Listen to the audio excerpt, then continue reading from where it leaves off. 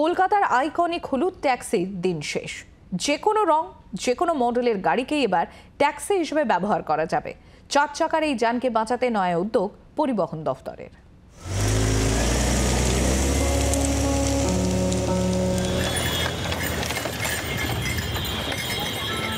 হাতে টানা রিক্সা, রসগোল্লা, ফুটবল নিয়ে মাতামাতি,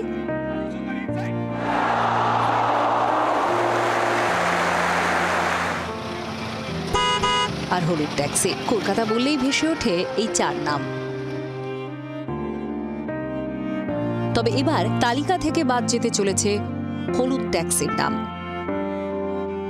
কলকাতা শহরের বুকে দৈনিক যে 4,500 ট্যাক্সি চলে, তার মধ্যে 31শে মার্চের পর 15 বছরের পুরনো বাণিজ্যিক গাড়ি বাতিল হওয়ার জন্য 2,500-এরও বেশি ট্যাক্সি রাতারাতি বসে যেতে চলছে। এটা নিয়ে ইতিমধ্যেই সমাজ মাধ্যমে বিস্তর লেখাপড়া হয়েছে, কারণ কলকাতা শহরের অন্যতম হেরিটেজ বা ঐতিহ্য এই হলুদ ট্যাক্সি। কিন্তু এই হলুদ ট্যাক্সির যে মডেল অর্থাৎ অ্যাম্বাসাডার, হিন্দ মোটর কারখানায় তার উৎপাদন বন্ধ প্রায় 15 বছর ধরে। অতএব এই মুহূর্তে সবথেকে বড় প্রশ্ন ছিল, ট্যাক্সির ঐতিহ্যকে বাঁচাতে গিয়ে শেষ পর্যন্ত কি ট্যাক্সিকেই হারাতে হবে?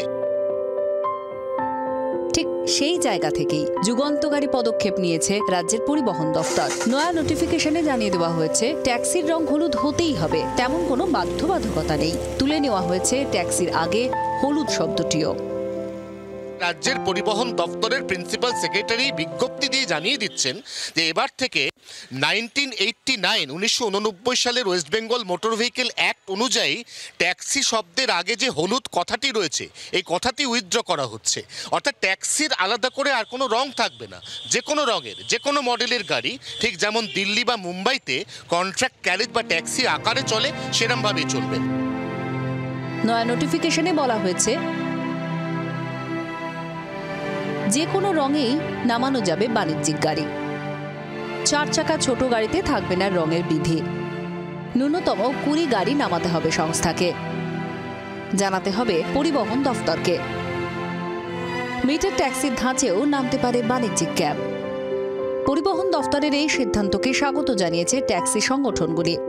ডেফিনেটলি এটা একটা হেরিটেজ, কিন্তু এই হেরিটেজের সঙ্গে সঙ্গে জড়িত এত সংখ্যক মানুষ যারা কাজের দিক থেকে তারা অফ হয়ে যাচ্ছে এবং তারা দুর্বিষহ জীবনযাপন করছে, যে কিভাবে তারা সার্ভাইভ করবে।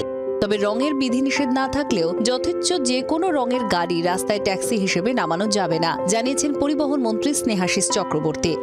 আমরা এই বাধ্যবাধকতাটা রাখিনি, কিন্তু পরিবহন দপ্তরের অনুমতি তাকে নিতেই হবে। কারণ এটা নয় যে আমি যে কোনো কালারই নিয়ে এসে আমি এখানে চালাতে পারবো। আমরা একটা বাধ্যবাধকতা রেখেছি পরিবহন দপ্তরের, এটা অনুমতি সাপেক্ষেই হতে হবে।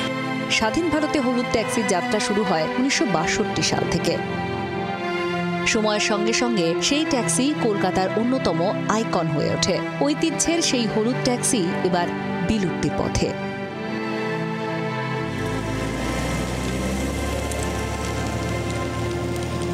জি 24 ঘন্টার জন্য ক্যামেরায় তরুণের সঙ্গে অয়নের রিপোর্ট, কলকাতা। বাংলার আওয়াজ, বাঙালির আবেগ, জি 24 ঘন্টা।